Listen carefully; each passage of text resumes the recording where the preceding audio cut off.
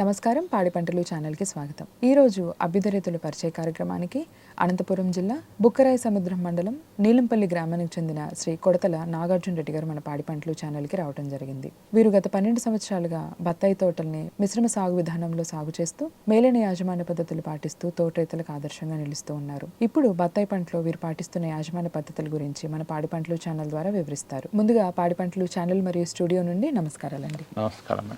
బత్తాయి మీరు ఏ రకం సాగు చేస్తున్నారండి? అదేవిధంగా ఎంత విస్తీర్ణంలో సాగు చేస్తున్నారు? బత్తాయి రకం రంగుపూరి మేడం. 3 ఎకరాలు చీని విస్తీర్ణం, 12 ఏళ్ళ వయసు. బత్తాయిలో మేలైన దిగుబడులు పొందడానికి మీరు ఎటువంటి నీటి యాజమాన్యం పాటిస్తున్నారండి? ఫస్ట్ స్టార్టింగ్లో వయసును బట్టి 5 సంవత్సరాల వరకు 2 గంటలు 3 గంటలు పెడతాం మేడం. మళ్ళీ పంట తీసుకోవడం టైంలో ఒక 3 రోజులు కంటిన్యూగా 5 గంటలు పెడతాము. మళ్ళీ పూత వచ్చినాక కొంచెం డే బై డే తగ్గించుకుంటూ వస్తాం మేడం. మళ్ళీ పూత రాలుకోకుండా కొన్ని స్ప్రేయింగ్స్ చేస్తాము. ఆ స్ప్రేయింగ్స్ అయినాక కొంచెం వయసును బట్టి తగ్గించుకుంటూ వస్తాం మేడం. నీళ్ళు 5 ఇయర్స్కి అయితే 1-2 గంటలు పెడతాం మేడం. ఒక 10 సంవత్సరాలకి అయితే 3 గంటలు డే బై డే.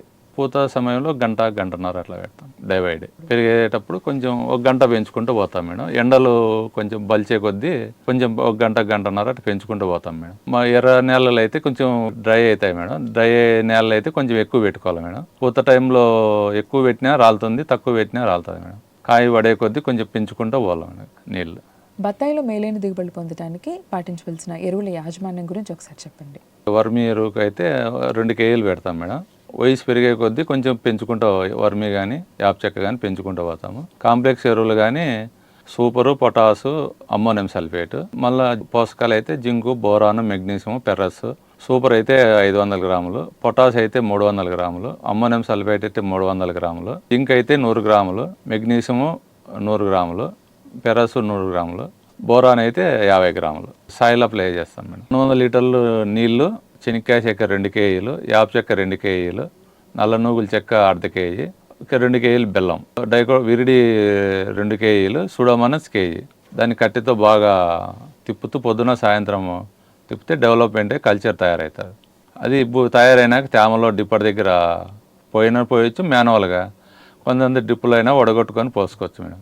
కొంచెం చెట్టుకి విరిడి, సుడమ ఎరుకులు రాకోకుండా తయారవుతుంది. కొన్ని పోషకాలు, న్యూట్రిన్స్ తయారయ్యి చెట్టుకు బాగా అభివృద్ధి బలం పెరుగుతుంది. బత్తాయిలో సాధారణంగా మన కలుపు సమస్య అనేది ఎక్కువగా ఉంటుంది, కానీ దాన్ని మీరు ఏ విధంగా అధిగమిస్తున్నారండి? నివారణ కోసం గడ్డి మందు కొట్టుకోకుండా చెట్లు దెబ్బతింటాయని ఇప్పుడు ఉలవ పెసర వేసుకొని పైరు పెంచుకొని మళ్ళీ రోటవేటతో దున్నడం వల్ల చెట్టు కానీ బాగా అభివృద్ధి అయ్యి భూమి సారవంతం అవుతుంది. 1 ఎకరాకి మనకి బత్తాయి ఎంత దిగుబడి వస్తుందండి? ఎకరాకి వయసును బట్టి మా 10-12 సంవత్సరాలు మేడం.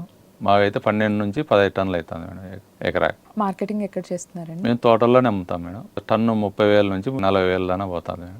బత్తాయి తోట 1 ఎకరా సాగు చేసుకోవాలంటే ఎంత ఖర్చు ఉంటుందండి? రైతుకి ఎంత ఆదాయం ఉంటుందండి? ఖర్చు 80,000 నుంచి ₹1,00,000 వస్తాయి మేడం.